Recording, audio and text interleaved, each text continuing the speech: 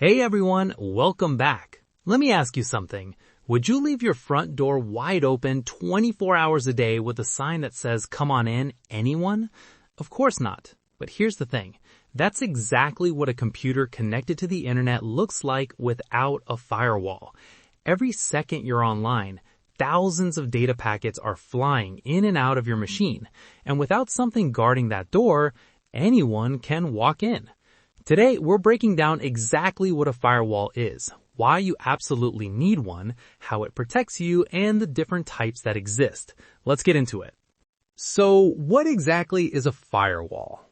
A firewall is a network security device, either hardware, software, or both, that monitors and controls incoming and outgoing network traffic based on a set of predetermined security rules. Think of it as the security guard at the entrance of a building. Every person, or in this case, every data packet that wants to enter or leave must be checked. If the packet follows the rules and looks legitimate, it gets through.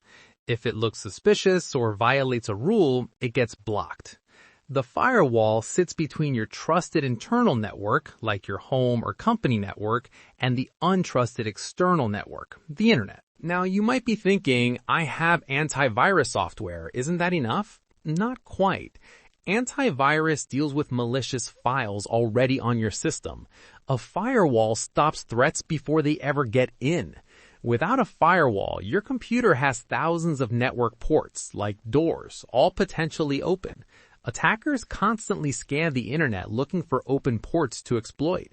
They send malformed packets to crash services. They run brute force attacks on login ports. They inject malware through unfiltered connections. A firewall is your first line of defense. It filters traffic before any of that can happen. It's not a replacement for antivirus. It's a layer on top of it. Alright, let's dig into how a firewall actually works. At its core, a firewall inspects every network packet that tries to pass through. A packet is a small chunk of data. Your browser request, a video stream, a login attempt. The firewall checks each packet against a rule set, a list of allow and deny conditions.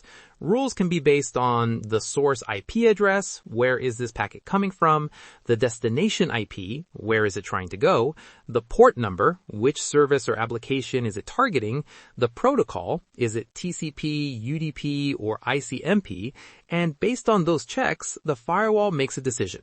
Allow it through, block it and drop it silently, or reject it and send an error back. Let me make firewall rules super concrete with examples. A rule might say allow all traffic from my home IP address on port 443. That means HTTPS, secure web browsing, is always allowed. Another rule, block all incoming traffic on port 23. That blocks Telnet, which is an old, insecure remote access protocol that nobody should be using. Another rule, allow outgoing traffic on ports 80 and 443. That lets your browser load websites. Block everything else by default. This is called the principle of least privilege. You explicitly allow what you need and deny everything else. Rules are processed in order. The first matching rule wins. This ordering is critical and a common source of misconfiguration. Now let's walk through the different types of firewalls, because not all firewalls are created equal. The first and simplest type is a packet filtering firewall. This is the most basic kind. It inspects each packet in isolation, checking only the header information, source IP, destination IP, source port, destination port, and protocol. It doesn't look at the actual content of the packet, and it doesn't track whether packets are part of an ongoing connection. It's fast and lightweight, but limited. It can't detect sophisticated attacks that use legitimate-looking packets to smuggle in malicious payloads. Most network routers have a basic packet filter built in. The second type is a stateful inspection firewall, also called a dynamic packet filtering firewall. This is a major upgrade over basic packet filtering. A stateful firewall tracks the state of active network connections. It maintains a state table, a record of every active session, which connections are established, which are being negotiated, which are closing. So when a packet arrives, the firewall doesn't just check its headers. It also verifies, does this packet belong to a known established connection? If you initiated a web request, the response from the server is expected. The firewall allows it. But if a packet arrives claiming to be a response when no request was ever made, it gets blocked. This catches a whole class of attacks that packet filters miss. Next up, application layer firewalls, also called proxy firewalls. These operate at layer 7 of the OSI model, the application layer. Instead of just checking packet headers, they actually understand the application protocol being used: HTTP, FTP, DNS, SMTP. A proxy firewall acts as a middleman. When your browser wants to visit a website, the proxy firewall intercepts the request, inspects the entire payload and application data, makes the request on your behalf, gets the response, inspects that too, and only then forwards the clean response to you. This means it can detect malicious content hidden inside legitimate-looking HTTP traffic, block specific URLs or content types, and stop sophisticated application layer attacks. Now let's talk about the most powerful type, next-generation firewalls, or NGFWs. An NGFW combines everything we discussed: packet filtering, stateful inspection, and application layer inspection, and adds several more advanced capabilities. It includes deep packet inspection, reading the actual content of packets, not just headers; intrusion prevention system, actively detecting and blocking known attack patterns in real time; SSL and TLS inspection, decrypting and inspecting even encrypted HTTPS traffic; application identification, recognizing specific applications like YouTube, Zoom, or Dropbox, regardless of the port they use; and identity-based policies, applying rules based on who the user is, not just their IP. NGFWs are the standard for enterprise security today. There's one more important type, the Web Application Firewall, or WAF. While the other firewalls protect your network, a WAF specifically protects web applications, websites, and web APIs. A WAF sits in front of your web server and inspects all HTTP and HTTPS traffic targeting the application. It blocks common web attacks like SQL injection, where attackers try to manipulate your database through form inputs; cross-site scripting, where attackers inject malicious scripts into web pages; and HTTP flood attacks, where attackers overwhelm your server with requests. If you've ever heard of services like AWS WAF, Cloudflare WAF, or Mott Security, those are all WAF products protecting websites and APIs. Now let's talk about the form factor, hardware versus software firewalls. A hardware firewall is a dedicated physical device placed between your network and the internet. It protects every device on your entire network. Your home router has a basic hardware firewall built in. Enterprise firewalls from Cisco, Palo Alto, or Fortinet are standalone hardware appliances. Software firewalls run on your computer itself, the Windows Defender firewall on your PC, or iTables and UFW on Linux. Software firewalls protect just that one device and can also control which apps on your machine access the internet. Best practice? Use both.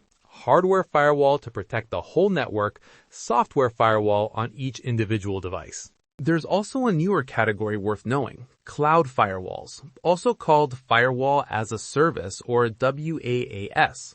As businesses move workloads to the cloud, traditional hardware firewalls don't make sense anymore. Cloud firewalls are hosted in the cloud and delivered as a managed service. All your traffic is routed through the cloud provider's infrastructure, where it's inspected and filtered. Services like AWS Security Groups, Azure Firewall, and Google Cloud Firewall are all examples. The big advantage? They scale automatically. As your traffic grows, the firewall scales with it. No hardware to buy, no appliances to maintain.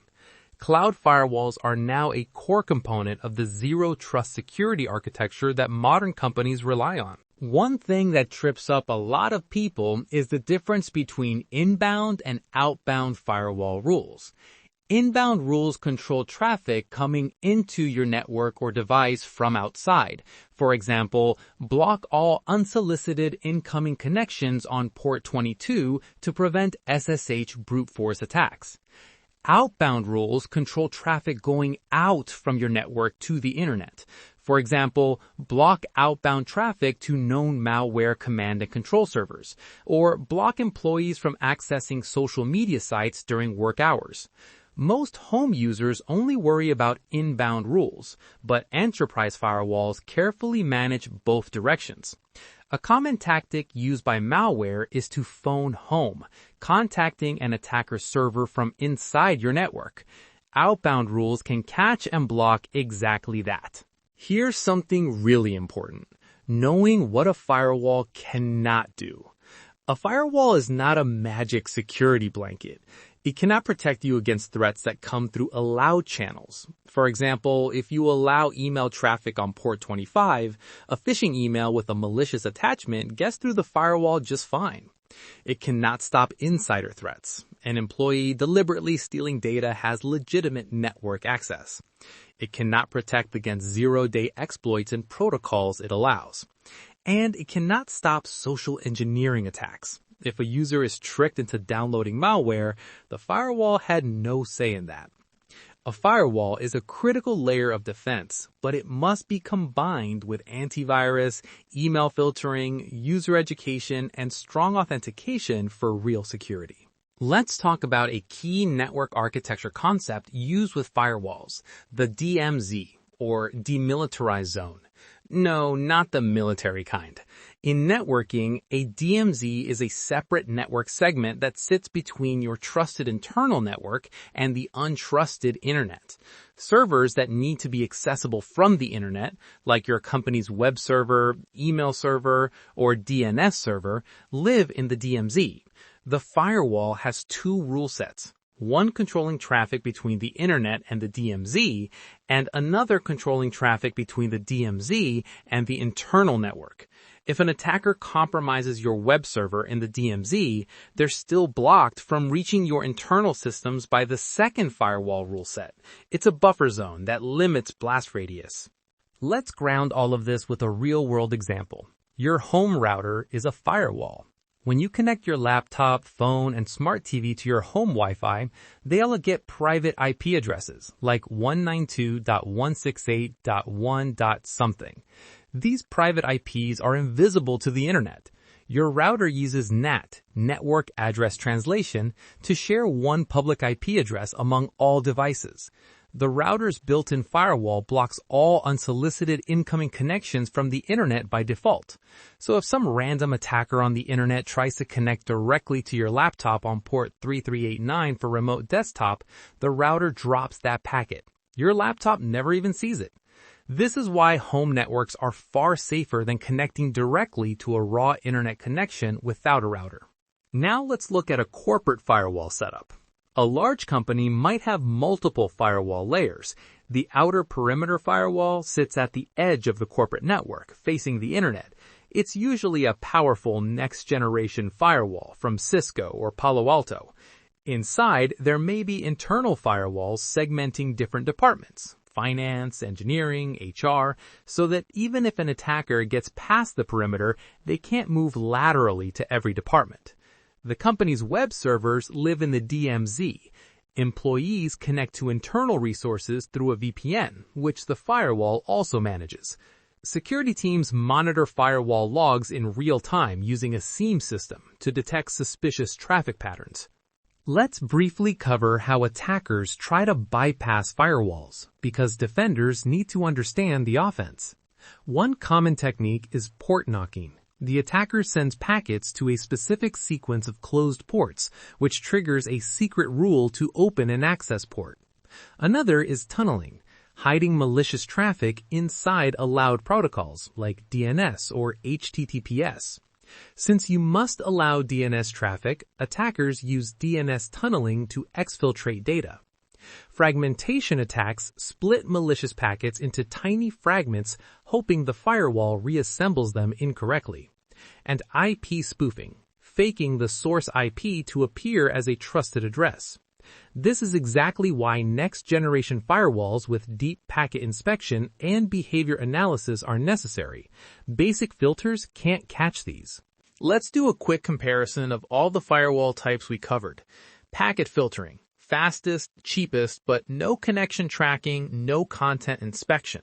Stateful inspection, tracks connections, more intelligent, standard for most routers. Application layer proxy, full content inspection, slower but best for controlled environments. Next generation firewall, all of the above plus IPS, App ID, user identity, SSL inspection, the gold standard for enterprise. Web application firewall, specifically for protecting web apps from SQL injection, XSS, and HTTP attacks. Cloud firewall, scalable, managed, perfect for cloud-native environments. And remember, layers are key. Real-world security uses multiple firewall types working together alongside other tools. And that is a wrap. You now know everything you need to understand firewalls. We covered what a firewall is, your network security guard, why you need one, open ports mean open invitations for attackers, how firewalls work, rules, packets, allow, block, reject, all 5 types, packet filtering, stateful inspection, application layer, next generation, and WAF, hardware versus software, DMZ architecture, home and corporate real-world setups, and even how attackers try to get around them. Firewalls are the cornerstone of network security, and now you understand exactly why. If this was helpful, smash that like button and subscribe for more videos just like this one. See you in the next one.